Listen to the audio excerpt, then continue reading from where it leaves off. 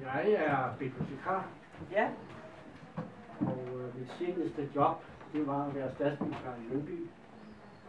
Før det var jeg leder af biblioteket på Biblioteksskolen, da det endnu var et rigtigt bibliotek. Og der traf jeg Nan, og vi havde mange gode snakker om kolonihaver og hvad han ellers gav sig af emner. Og jeg kunne betjene ham i et og alt med litteratur. Så sådan er jeg. For øvrigt er jeg jo så en gammel herre, som har en fortid. Og jeg kunne så lige tænke mig at sige nogle få ord. Jeg har så den tilgang til netop den her bog, at jeg har haft en stor fornøjelse at læse meningskorrektur og indholdskorrektur på bogen, side for side. Og det har virkelig været en stor oplevelse. Derefter har vi så taget drøftelser siddende på IVAS, det underlige forkortelse, tidligere biblioteksskolen, øverste etage, og fået nogle herlige måltider og nogle gode snakke, strækkende sig over meget lang tid. Og en livlig brevveksling, mailveksling. Mine forudsætninger for at gøre det har været, at jeg har gjort udviklingen med i omkring 40 år.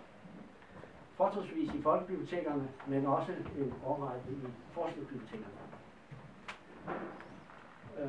For Nan er en biblioteksbygning jo ikke bare arkitektur. Det interesserer Nan levende, hvad der er i de bygninger. Hvordan lever man i de bygninger? Hvad har arkitekten tænkt sig? Og hvad har bibliotekarerne udfyldt disse bygninger med? Så det bliver også et meget spændende stykke bibliotekshistorie. Herunder bibliotekarfagets historie. Og det var enten det var særprægede tekniske installationer til at registrere udlån. Indikatorer. Ja, indikatorerne, og vi har snakket meget med indikatorer.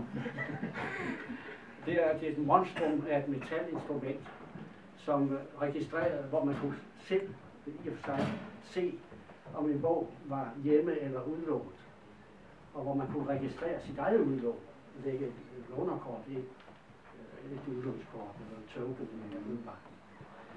Et meget mærkeligt instrument. Senere blev det jo noget mere moderne. Og det selvfølgelig også formidlingsmetoden især i folkebibliotekerne. Jeg har lige et par nedslag i denne her, som man kalder praksisverden. Man har en egen respekt for praksisverden. Og det er som min praksisverden. Jeg kan bekræfte, at i det jyske centralbibliotek, som jeg begyndte i, der herskede en meget rolig og stille atmosfære. Til glæde for de borgere, der havde forceret en udvendig trappe op til dette provinsbibliotek, som næsten på størrelse med den op til Christiansborg. Det første, man mødte, når man kom ind, det var så en skranke. Sådan en hesteskoformet skranke, brun skranke. Og der stod de bibliotekarer klar til at betjene. Så man skulle have lidt mod. Nu var der mange seminarieelever i netop den by, og de havde det på det mod. De havde jo også brug for os. Der var ingen af os bibliotekarer, der tænkte på, at det kunne være anderledes. At det bibliotek kunne se anderledes ud. Omtrent samtidig var det imidlertid i Hørsholm, der skete noget helt nyt. Omtrent på samme tid. Nemlig lidt over midten af 50'erne. Først da jeg læste Nans bog, og jeg er jo så en af de få, der har læst det, der er grundigt, forstod jeg, hvilken historisk stund det var, da jeg var med på Biblioteksskolens første studietur til Hørsholm. En ny bygning, som viste sig at være revolutionær ved at have et rum. Et eneste rum. Her forekom alle publikumsfunktioner i samme rum, og her kom lånere i alle aldre i samme rum. Men som turens leder den navnkundige biblioteksinspektør i bygningshistorie eller byggeri. Svend Plovgaard sagde, hvad gør man i en familie? Man indretter sig. Det gjorde man så i Hørsholm.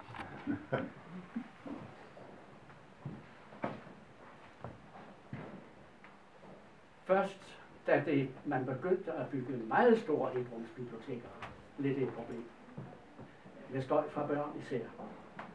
Og en årsag var jo blandt andet, at børnebibliotekerne meget hurtigt fik fat efter den nye lov, meget hurtigt fik fat i en forfærdelig masse mennesker, altså børn. Og fritidsinstitutionerne kunne slet ikke følge med. Børnebibliotekerne blev på en eller anden måde det sted, der var deres fritidshjem. Og det gav naturligvis en del støjproblemer og uroproblemer, som vi kaldte det. Og de voksne lånere brokkede sig, og det var ikke helt nemt at være bibliotekar på den tid. Et andet emne, vi i bibliotekerne omkring 68 var stærkt optaget af at tiltrække ikke biblioteksvalgte brugere. Den nye banebrydende bibliotekslov brugte udtrykket søge at udvide berøringsfladen. Det kan Elisabeth Müller tale med om. Vi foretrækker derfor mindre biblioteker med uhøjtidelige miljøer. Og nyeste af de store, især københavnske omegnsbiblioteker, der blev bygget dengang. Vi kaldte det den prestigebiblioteker. Det kan godt have været dit udtryk, Kurt. De har jo brugt det. Arne Jacobsens hovedbibliotek i Rødovre havde endda den uforskammelighed at vende ryggen til folk, til omgivelserne. Et stort, som vi kaldte det, et stort ørkenfort. Hvem var det, der fandt på det? Var det Britt Werner? Det kunne være. Det var et ørkenfort. I samme kommune havde man netop lavet noget stik modsat. En filial i en butik, i et butikskvarter. Med store ruder, vinduesruder ud til folk. Og med alle de muligheder, der var for folk til at kunne kigge ind og se, hvad foregår her. Sikkert spændende, her må vi gå ind. Det er stik modsat i samme kommune. Også i det mindre provinsbybibliotek, som jeg fik ansvaret for omkring 1960'erne, der fik vi lov at prøve at lave bibliotek i min forgængers lejlighed. I dagligstuen og spisestuen til min forgængers lejlighed på første sal i en ejendom. Der skulle vi lave bibliotek. Værsgo. Vi fik så mulighed for at udvide med flere lejligheder, og det vil sige, at det blev den mærkværdigste bygning, som man dårligt kan kalde det, og indrette bibliotek i. Det vil sige, med alle de skæve vinkler og så videre, så var det næsten oplagt at prøve at eksperimentere, blandt andet med reolopstilling. I stedet for de der gamle opstillinger, så lave zigzag, og ja. Og der gav jo så, det gav mulighed for en masse steder, man kunne udstille bøger.